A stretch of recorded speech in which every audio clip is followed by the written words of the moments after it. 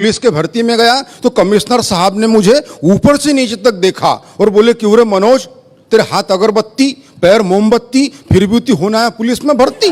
तो मैंने कमिश्नर साहब से कहा, मैंने कहा साहब मेरा सिर्फ इतना है कहना, मैं तो ये बताने आया था कि मेरे भरोसे पे मत रहना। कमिश्नर साहब मुस्कुराए, एक कांस्टेबल को बुलाए, उसके हाथ से टेप लिया, मेरे छाती से लगाया, बोले मनोज मद्रासी छाती फुलाओ। मैंने अपनी छाती फुलाई, बोले बताओ देश के लिए क्या कर सकते हो। मैंने कहा कमिश्नर साहब अपने देश के लिए अपने खून की आखिरी बूंद तक दे सकता हूं।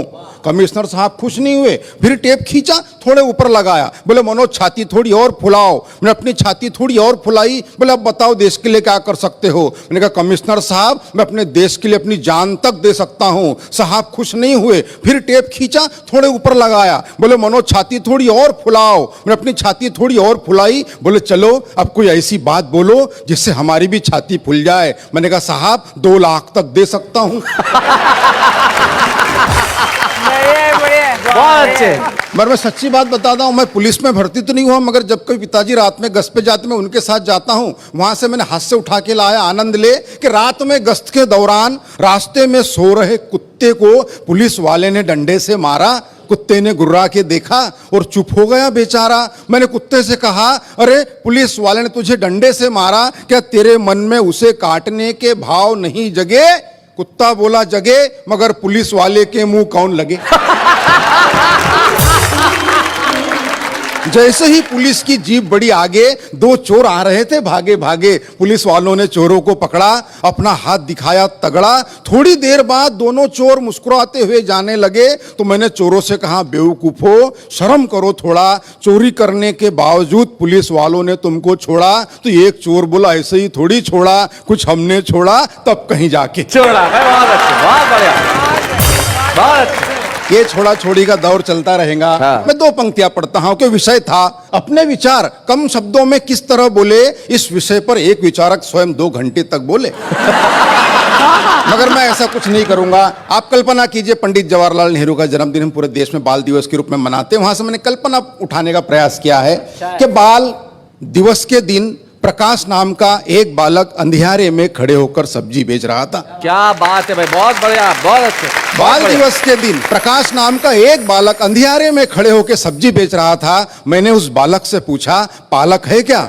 उसने मुझे घूर के देखा और बोला, भाई साहब अगर पालक होते तो मैं सब्जी क्यों बेचता? क्या बात है, वाह वाह वाह।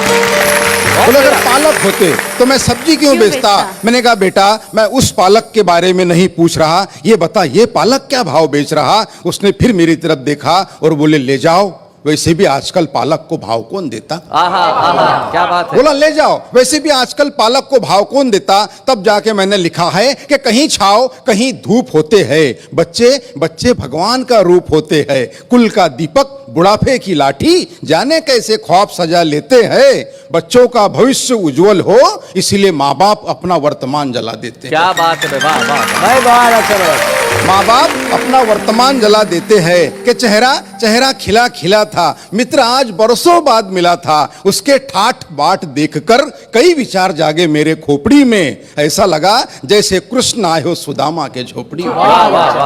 ऐसा लगा जैसे कृष्ण आए हो सुदामा के झोपड़ी में। मिलते ही बोला, यार तू आ कभी नजदीक ही, मेरा बंगला है, गाड़ी है, नौकर है, चाकर है, विदेशी बैंकों में लॉकर है, सुंदर सी पत्नी है, फूल से बच्चे हैं। यह सारी बातें वो कह गया। एक ही दम में मैंने उससे पूछा, माँ पिताजी कहाँ हैं? वो बोला वृद्धाश्रम में। क्या बात है। मैंने कहा दोस्त धन दौलत तो साथ में घड़ी 2 घड़ी होती है, मगर याद रख जिस घर में माँ बाप होते हैं वो जगह जन्नत से भी ज्यादा बड़ी होती है। वाह वाह वाह वाह।